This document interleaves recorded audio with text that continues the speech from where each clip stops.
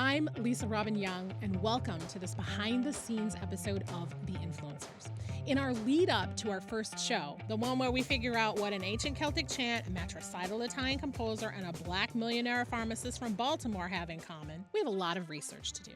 And by we, I mean me, myself, and I. The station Mucky Mucks thought it would be cool to show you more of what we do to connect the dots from the music of the past to the pop music of today. Thus, these behind the scenes, or as I like to call them, the show your work episodes, were born. I'll be dropping clues as we go to help you figure out which of the pop stars of the last 50 years we'll be discussing in our first episode. Think you already got it figured out? Tell us! Pop your guesses into the comments or send us a note on our website, wfiu.org/theinfluencers. This week, I'm sharing an interview I did with someone I think played a pivotal role in the early days of hip-hop breaking through to a mainstream audience. Our mystery artist for episode 1 is connected to Queen Latifah. So as I was researching her influences, I came across an interesting connection. Shane, the Dr. Faber, has credits that include Diggable Planet, Stetsasonic, De La Soul, Queen Latifah, Jungle Brothers, A Tribe Called Quest, and Biz Markie, among many others. Shane's work on Queen Latifah's breakthrough hit Ladies First got me curious. Here's this white boy who went to school with artists like Jaco Pastorius, Pat Metheny, and Bruce Hornsby. How did he end up in the studio with all these black hip-hop artists? I reached out, and Shane agreed to sit with me via the magic of the interwebs for a conversation about studio life in the early days of hip-hop, including one thing that surprised me about why music that was made in the studio back then could probably never be recreated today. Let's listen in. All right, so we're going to go into the Wayback Machine and talk about being in the studio working on Ladies First, but I also want to talk about what got you into that studio in the first place? Like, what was your career journey that got you to that moment? Funny you should ask. I graduated from college with a degree in music, particularly specifically jazz and recording. It was the University of Miami, Florida, and the actual degree is in studio music and jazz. I was very fortunate. I started out as a musician, as a drummer. Then I got into playing guitar and singing, and then I got into bands, and I started writing music. And I had an original band that played sort of early 80s pop music like the Cars and Hall & Oates and kind of stuff. And in 1986, we were playing in a club in Long Beach Island, New Jersey, and we made our own records on an 8-track. We bought an 8-track machine and made our own recordings and pressed vinyl. And a guy in the audience introduced himself to me. His name was Chris Irwin, and he owned a studio in New York called Calliope Studios. It was on West 38th Street, and he was primarily servicing the hip-hop, young hip-hop artists. You know, this is when Sugar Hill Gang started out. I'd never heard any of that kind of music. He just liked what we were doing, and he said, I want to keep in touch with you. And so that band had been together about 7 or 8 years, and I just was looking for something else. And so I started commuting up to New York, and he gave me a job. And Calliope Studios had a special rate of recording time for $24 an hour for 24-track recording.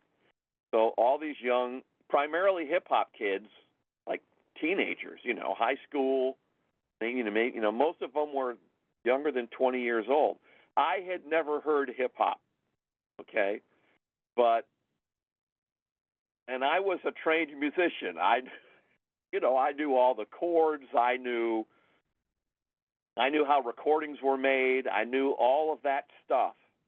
And what sucked me into the hip-hop orbit was because you had machines now that could make music. You had drum machines, and you started to have samplers and the ability to manipulate, things off of other recordings.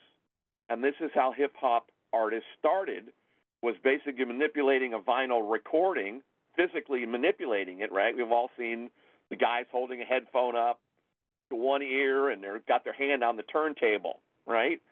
And when the samplers came out, and these young kids learned about that, that was a revolution for them.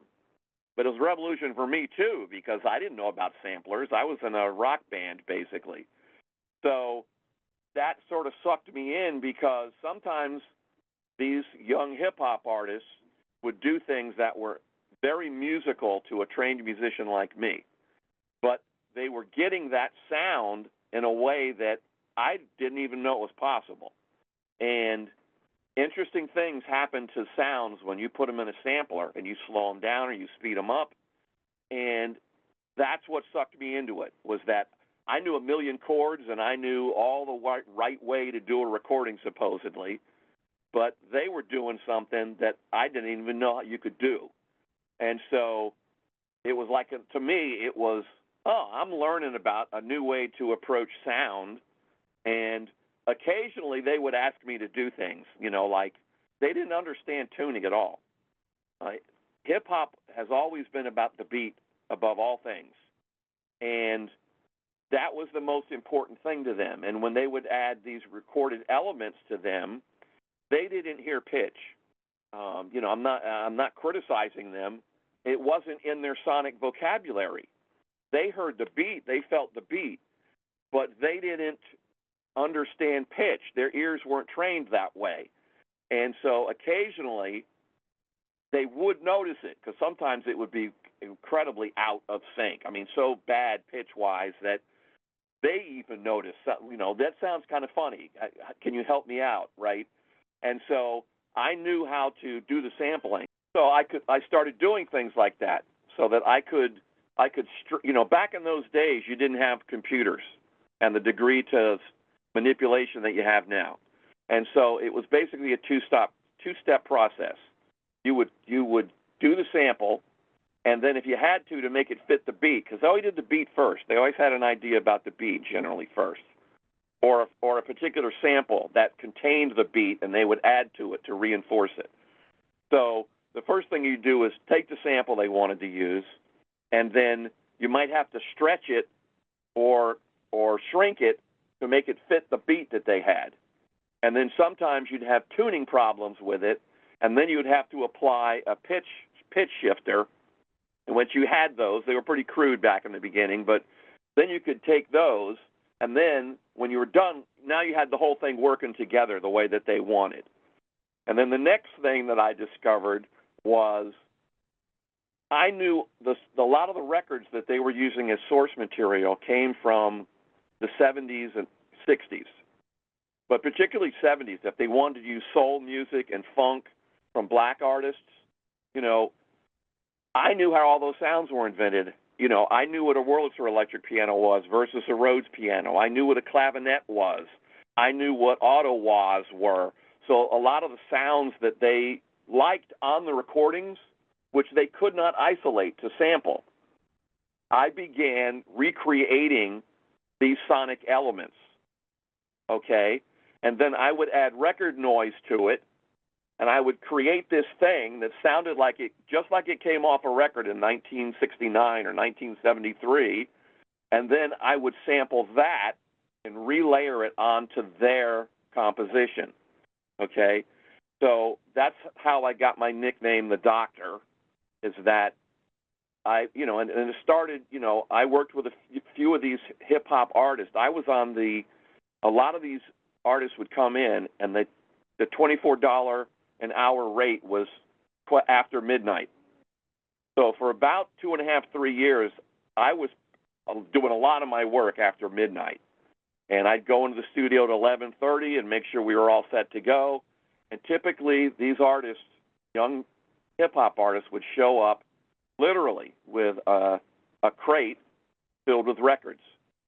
And they had their own little sticky notes on them and notes on what recording, and they'd say, okay, go to 3 minutes into the fourth track on the B-side of this album, and they always had a DJ. They always had somebody who was doing the rhyming. Sometimes multiple guys would be doing the rhyming, and a lot of times they would prepare. They had all their rhymes written and everything. They knew the order. So we'd spend the first few hours sort of, locking up the ideas, making sure they were all ready to go. and then they would start kicking their rhymes, and then they'd walk out at 8 in the morning with a cassette, right? And so that was kind of how it worked and how it developed. And as I started working with them, they would tell their friends. Okay, so about this time, I worked with De La Soul. I worked with Tribe Called Quest. I worked with, a lot of the stables of artists that were on Tommy Boy, and the producers, like Prince Paul did some of those acts. That's how I met Biz Markie.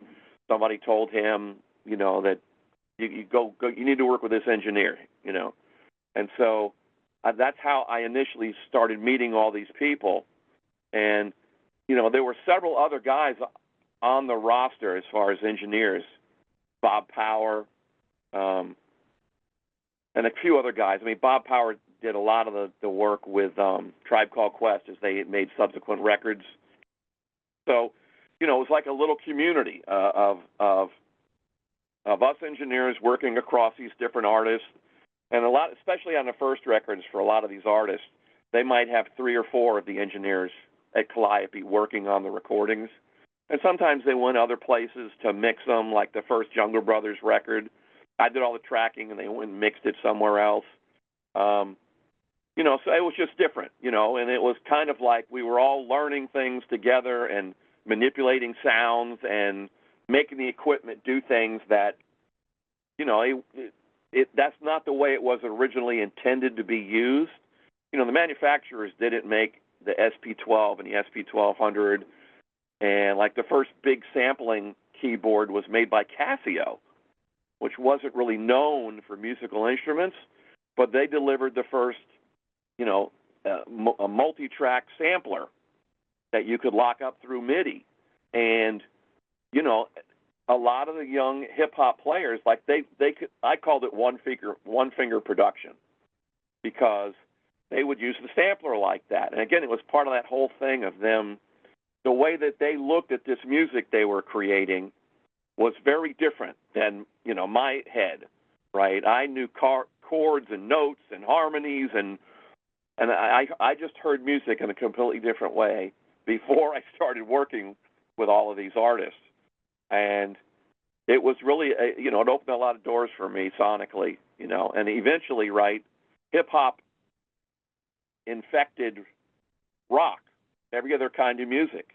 I mean, you think about Run DMC and Aerosmith. There was just this whole thing going on between hip-hop artists and musicians combining all of these things to make these new sounds. So it was a fun thing for me. I started at Calliope in around 1987, 88, and it just developed from there. Okay. So you're working at Calliope, and you've got the opportunity now to work on Queen Latifah's record. What was that like? Like, talk to me about that whole experience. Well, we had already done De La Soul, I think, and we probably had done some Tribe Called Quest, because, like I said, we were getting in with Tommy Boy and their roster of artists. And in the beginning, like Daddy-O and Stetsasonic, they were the first Tommy Boy breakthrough act that we worked with. Prince Paul worked with Daddy-O. Prince Paul produced De La Soul's first record. The guys in De La Soul, they knew the guys in Tribe Called Quest. Brand Nubians got brought in that way. I mean, it was just like they started talking. DJ Red Alert, Jungle Brothers, they all knew of each other, did shows with each other, shared records, take beats and stuff off of. So, she came later on, and she was produced by Mark the 45 King. And by the time, that was 1989. So at that point, myself and Bob and the other guys on the staff that had been working with all these groups, because, it was very common on the early recordings for all these artists. Like I said, you'd see 3 or 4 of our names on different songs, and they would often record more songs than they needed to, right? So on a particular song, I might have worked on one version of it, and then somebody else on the team, on the staff, worked on another version of it. So she came along. I didn't know of her. She had her own little posse of writers with her, 3 or 4 people that helped work lyrics with her. And so they booked the time, and we did a number of sessions, and that was like Was the this other wait, was this the $24 hour after hours time slot still?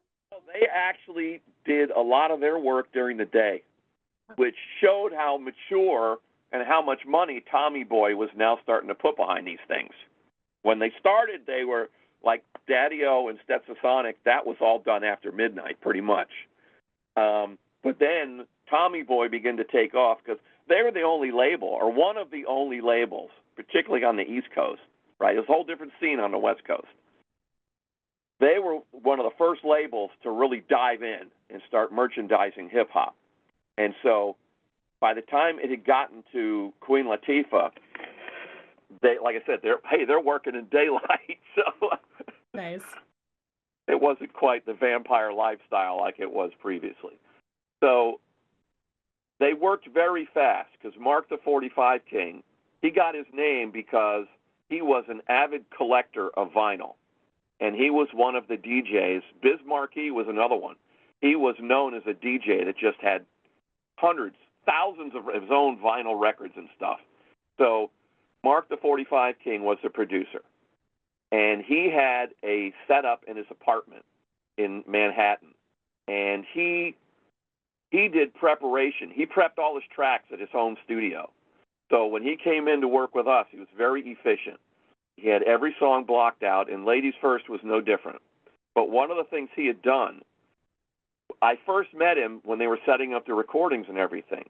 And at some point he asked me, he said, "You know about he plays saxophone?" Because he was already thinking, I'm going to sample some real player stuff, and I'm going to stick it on this record. And I did know. I'd met a saxophonist named Rick Bell, who was originally from Cleveland. And great sound. I mean, if you're looking at him from the aspect of, I want him to play sax with a rock band and have great chops, this guy could do it. And so I said, yeah, no, I had just met him completely out of the blue for some project he came in to play sax on. And I said, yeah, I got this friend, Rick Bell. Here's his phone number, And I didn't find out 2 years later that he went up to Mark's apartment studio, and Mark just had him play some stuff. He had some samples that he used for the recording, and he said, get in tune with these and play along with these. And so he sampled. He said Rick told me he had been in his apartment for about an hour or so, and so he played a bunch of stuff. Mark recorded it all, and then he grabbed the bits that he wanted to use on Ladies First. Honestly, I don't remember if he used Rick's parts on anything else on the record. And so when we came in to do the recording, Mark was totally prepared. We used SP1200. He had an SP1200, so he had everything all sampled. He had the discs all done for the live saxophone that we added. And we actually did 2 sessions, I think, including the mix on Ladies First. And I found out later that there's actually a copy of the track sheet in the African American Museum, the Smithsonian, for Ladies First. And my name's on, that's me. I filled the thing out. I got interviewed about 3 or 4 years ago. Some independent group was doing a series on young hip-hop artists, and I didn't know anything about this. And then they pulled it out halfway through the interview and showed it to me, and I went, wow, yeah, that's it. That's what I wrote on the thing, that there were basically these 2 8-hour sessions that we basically knocked everything out in. And again, the first thing we did, Mark had the beat and the core samples of what he wanted, and we laid that down, locked that up. Then we added the saxophone parts that he had sampled and laid it over the whole thing. And it sounds like it's one cohesive thing that came off some old record, really. You can hear the record noise here and there. And then we did the vocals, and Moni Love was on it, and I met her for the first time at the sessions, and because I worked on a lot of that first recording, I got to know the other kids that were involved in writing the lyrics. And, the whole time, if we were doing something like setting up the beat and everything, they'd be on a couch in the back of the room, and they'd all be sitting there with their pads out, writing lyrics and stuff, and working with Dana. And by the way, even then, I remember hearing one time before a session, she was singing along with headphones or something, or her Walkman. And I said, she's got a great voice. Even then, as she must have been 18 or 19 when we first did this. And she said, "Oh, well, I'm rhyming. I can't sing. It's not my thing right now. But she's got a real ear, and she can really sing." So that was interesting knowing that. Moni came in. I didn't know much about British rap, but at this point, I was still working with American artists. But in the next 5 or 6 years, I worked with artists from France. I worked with hip-hop artists in Canada. I worked with hip-hop artists in the UK. I mean, it was a phenomenon that started in the States, but it was worldwide, okay? But you didn't know about it unless you went to those countries. So anyway, Moni came in. Moni had her rap down completely, and she rapped really fast. And you hear her, right? You go, how can somebody squeeze that many words in there? And I think her rap was actually a one take. I think we punched in one little part somewhere, something she didn't like. But, she was very deliberate, got on the microphone, and just nailed what it is she wanted to do. And the second session is where Mark decided to add some simple singing stuff in the choruses. And because I thought the song was almost totally done. And then he came back, and I don't remember the second date, but October 13th, 1989 is when we actually did the initial 8-hour session. And it went, the vocals with Latifah went really fast too. I mean, like I said, Mark had everything planned out. He knew right where he wanted to do it. And at the time, we didn't have an automated console. And a lot of how these artists would mix their records is they would essentially put the sounds that they wanted on a track and loop it. So on track 1, you might have a bass part that did the same thing for 2 bars for 4 minutes. On track 2, you might have a funny noise, some kind of yell in the background or something, right? Something that looped. So you would essentially have a loop on every track. And they would create the sound by manually putting their fingers on the mute buttons on the console. And they would start, okay, I'm going to start with these 4. The other 10 tracks are all off. And, of course, they didn't have enough fingers if there were more than 7 or 8 things going on. So right next to them would be, okay, that person's going to control these sounds. And they know exactly where they're going to unmute them and turn them on. So sometimes you'd have 4 people sitting up on the console. Everybody's in charge of 4 or 5 faders. They got their fingers on the mute buttons, and they work out exactly what they want to go on in the beginning, what they want to go on in the verse, what they want to go on in the chorus, and they would do that, okay? Ultimately, we did get automation and did get a whole lot more faders. When we started, we had a 24-channel board, and I think after that we got a 56-channel board, and I can't remember which one, if we had the original console or the newer one in 1989. Honestly, I know that when we first started with Tommy Boy, we were using a 28-channel mixing console. We may have had the bigger one when we got to Queen Latifah's record, but maybe not. So you'd essentially have multiple people at the console with their fingers on the buttons, and that's how they would create the sound, And that is very John Cageian, doesn't it? It's like that would be something John Cage would do, right?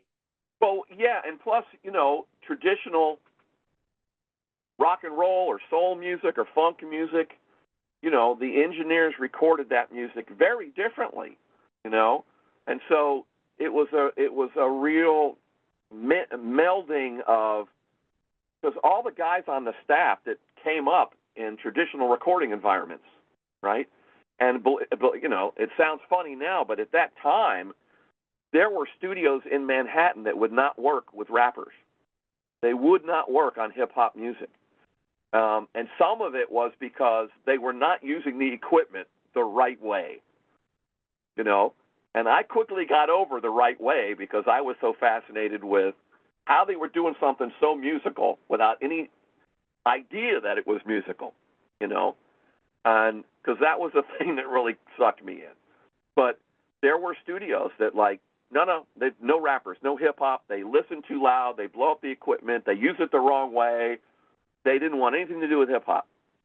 So Chris Irwin, the guy who started Calliope, that's what he wanted to do from the get-go. You know, I don't know what possessed him, but that's what he wanted to do. He was fascinated with the music too, even though his background had nothing to do with hip-hop and rap either. So it was really fun to bring a whole different way of looking at music and then combining it with what they were doing and what they wanted to do, right? Because sometimes, you know, they'd ask me to do something and, you know, and I would make it and it might be too musical for them, you know. And to me, it was like, okay, fine. Let me try something else for you. So that was always fun because they trusted me to put some things in, and sometimes they liked them and they kept them, and sometimes they didn't want to use them. But it was, that was just part of the fun for me personally and what I got out of it. And ultimately, you know, that's why I got ultimately involved with the Diggable Planet project, because they, at that point in 1991, the whole thing about sampling published material was becoming a very big deal. And because I had gotten known for replacing sounds and doing things that sounded like recordings, but they weren't, you know, so that all grew out of this whole thing. But the Ladies First was, you know, another track on her first album. And I actually am a writer on that song as well, because as they were doing it, there was no bottom. The bottom end just was not thumping, and even though I think we added an SP 1200 kick to it or something to try and fatten it up, it just was missing some sound in the low end, and there was no bass line on any of the stuff that Mark had sampled and used to set this whole thing up. You had the neat sounding sax on there. You had some horn parts. You had some stabs. But it was the bass to me. The bass wasn't there. And so I started fooling around with a bass line and came up with this thing that really helped propel the whole song. It really added to it a lot. And Mark really liked it and wanted to use it. And it was a big part of it. And so, you know, I was a younger guy. I was like, hey, this really contributed to the song. How do you feel about adding me as a writer on this thing? And he said, sure. So did Latifah and all the other guys that wrote the lyrics and stuff. There's actually 5 people as contributors, writers on this thing. And that's how I wound up as a writer on it. I didn't know it was ever going to make me personally any money or anything. I mean, you know, these little Tommy Boy records, nothing had really broken out huge for them because hip-hop was still fighting for a share at a place at the table, right? You know, you had some West Coast, local, you know, L.A., San Francisco. You know, you had pockets where hip-hop had radio stations that were playing the music, and it was getting bigger and bigger all the time, other labels, but not 1989, 1988. You know, it was very homegrown. It was the DJs, right? DJ Red Alert on his show that were breaking some of these things. But, you know, nobody, Tommy Boy, like I said, was the first one to step up in a big way, I think, as far as the Northeast goes. But, you know, it just got bigger and bigger and bigger all the time. So we finished it, and like I said, I think we actually did the final mix in the end of that second session. And it didn't take that long. I mean, like I said, Mark had planned everything out. He knew what he wanted, and once he added the second set of vocals, was done. Now, the interesting thing, one of the funny things is being coming from a traditional background. If anyone puts up a tape from that era, 24-track tape, they're not going to have any idea. You can't just put the tape on and put the faders all at zero. It just sounds like total noise, because the finished product only sounds that way because the people at the console are muting and unmuting these loops. So, when you would, as a traditional engineer, if you worked with a band, you could take their multi-track tape, put it up on the machine, and go, oh, here's the bass, here's the guitar, here's the, and you could pretty much get the sound of the record back, not the subtleties, right? But you can't do that with these tapes. They just sound like awful. It's just, you have to know which combination of the sounds are getting used. So, and again, there was not a lot of automation involved in early hip hop because, like I said, Calliope didn't have an automated system, in those early years in the late 80s. And the studios that did, they didn't want to work with hip hop. They're like, we don't want those people coming here breaking our equipment. So, it was a intersection of some different things going on and different people bringing different things to the table. Because a lot of these musicians did not know about studios. They didn't know about the equipment. They didn't know what you could do and couldn't do. And so, everybody was breaking a lot of rules, if you will, about how to create this sound. So, it was a complete luck on my part that I happened to be in this place at that time. And I realized at the time that something special was going on. But I didn't really understand that this was going to be gigantic. And it was going to be a whole new form of music, and it was actually going to affect everything on so many levels. You couldn't predict that how this was ultimately going to wind up. But Ladies First became this huge phenomenon, and it broke everything to the next level. This was the first album for her, right? Yeah. Who knew she was going to have this career and get involved in film and everything? So a lot of these young artists, ultimately, within a few years, they had their own project studios. They began to develop their own stuff. They didn't need the traditional big recording studio the same way that other types of music did. And that's not to say that they didn't go in them, because, some of the hip-hop artists got very sophisticated about how they made their recordings. And they did work in these bigger studios, and they worked with guys that could use traditional equipment in a traditional way to make them sound even bigger and better. So, a whole way of engineering grew out of this, understanding how to get these sounds that were unique to hip-hop. So, that has just continued, and the equipment has gotten more and more powerful and more and more accessible. And, it's a double-edged sword, in the middle 80s and late 80s when this equipment was coming out, a lot of musicians, had a negative view of, that's not music, that's not, because it wasn't traditional and it wasn't inspired in a traditional way. It didn't follow the rules. Right, it didn't follow the rules. And again, that's what I liked about it. And later on, I did the Diggable Planets record, and I basically recreated the sounds because they were at that point very sensitive too. Their source samples were known jazz recordings and stuff, and soul records, and they did not want to have to deal with. They had a very low budget, but they didn't have money to pay for publishing and stuff. So I recreated things, everything from Herbie Hancock to obscure soul things, and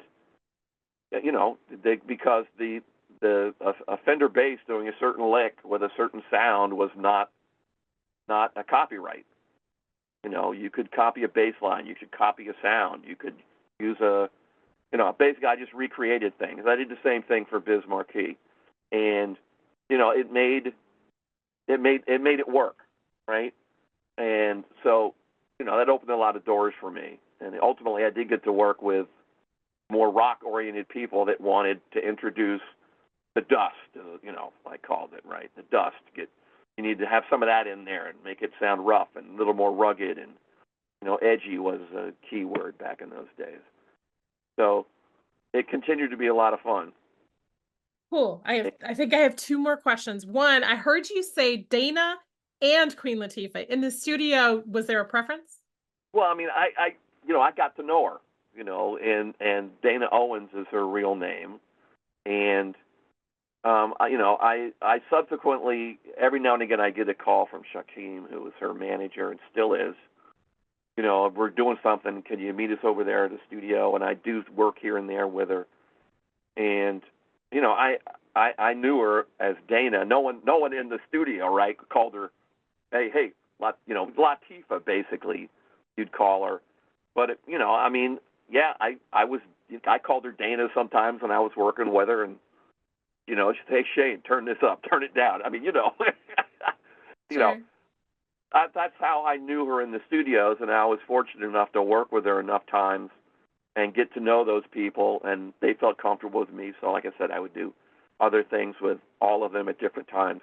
Because I worked at Calliope from about 1987 to 1991, and then I started getting asked to go to other, I got asked to go to other studios, Chung King down in Lower Manhattan, where they did the Aerosmith and Run DMC stuff. So I was working around town in different studios, and ultimately I set up my own project studio, and actually that's where the Diggable Planets record was done, in my project studio, on a completely different format, and then we would digitize it and then take it into the city and load it onto 2-inch tape. So, and that was before the whole digital thing really became a reality. There were ways to mix the two, and equipment was evolving, people's attitudes were evolving, the sounds involved were evolving. So, I mean, it was an exciting time to be involved in all of it. Cool. All right. Last question, because I know we're getting close to the end of time. Let's talk about your musical influences. You were not into hip hop from the jump. What were you listening to then? What are you listening to now? What's the music that has influenced you? Well, probably I would say singer-songwriter when I started. I was very much into James Taylor and Elton John. But we're talking about, I graduated high school in 1972. So I'm 70 years old now. So that's how I started. Singer-songwriters like James Taylor and Elton John. Very traditional. There's chords involved. Then I went to college. And I didn't have any traditional music theory learning until my education was when I went to music school. But the music school I went to was jazz-oriented, and the program was jazz-oriented. And when I was there, I didn't know Pat Metheny was there. Jaco Pastorius was there, among others. And there were other musicians that went on to Bruce Hornsby was a year behind me.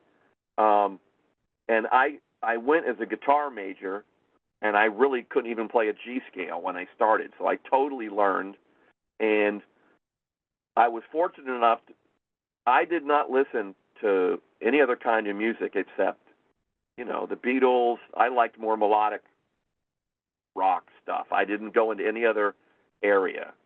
And luckily, the other guys that I was in school with were totally into everything from Grateful Dead to you name it, just any old blues music, any kind of music. And so I would tape all their records, and I just listened to all kinds of music then. And I loved funk music. I loved soul music from the 70s. I loved the artists that were combining soul music and funk music with rock. I loved Steely Dan, but this is stuff that is like, hey, there's lots of chords in there. I love jazz chords, jazz harmony. So that was my basis. And jazz has probably always been one of the biggest influences to me harmonically. And like I said, my rock band we made 3 albums. We were called Bad Sneakers, which is the name of a Steely Dan song. And, we went out there and played 200 nights a year up and down the Northeast from Washington to New York. And, I did that for 7 or 8 years. And, we had some buzz, here and there. But I liked recording. I liked making music. And like I said, when I made the jump and Chris invited me to New York, it was like a whole window opened to me of like a new way to look at things. And that was revolutionary to me. To be able to, this new way of making music was just captivating to me. That's what sucked me into it. So it was, and that was a magic time for hip hop in the Northeast. A lot of these groups went on to have very long, distinguished careers. They're still out there, right? Yeah. Yeah. So I was just fortunate enough to be a part of that and have some little contribution, Now, you said singer-songwriters. I read somewhere online, and don't ask me where, Billy Joel was a musical Yeah, influence for you. sure. Oh, yeah, absolutely. What was it about Billy Joel? His lyrics and his chord approaches, like Summer Highland Falls, that record just blew my mind. I mean, it's got melodicism like the Beatles, just unparalleled. And he's got lyrics that are very sophisticated. He just had all the elements to me. So did Elton John. I mean, Elton John, Bernie Taupin writing his lyrics and the music that he came up with, just incredible to me. That's when I grew up. That was the music I was listening to. And, 3 and 4 chord rock and roll is great. But those guys were writing songs, look out, double digits, with the chords. And some of it was, some of these songs, like look at Billy Joel, New York State of Mind. That's one of my got favorites. Classic jazz changes in it, but he found a way to, when you say jazz, it's a loaded word, like hip hop used to be. Okay, I mean now it's got a huge audience and that's fine, but jazz has a reputation of being very sophisticated, and most regular folks aren't really drawn to bebop or anything close to that. But to me, it's like that's like opera. Like if you want to understand opera, you have to become a student of it, and then you can appreciate it and understand it. But when a lot of people first hear opera, you have to make a commitment as a listener to understand the whole aspect of it. And jazz is the same way. Hip hop actually was the same way.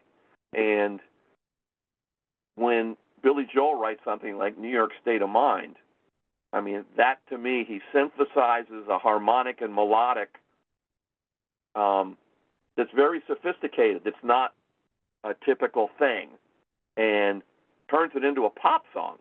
I mean, that is something that crosses boundaries. People don't even know that they're listening to jazz harmony, right?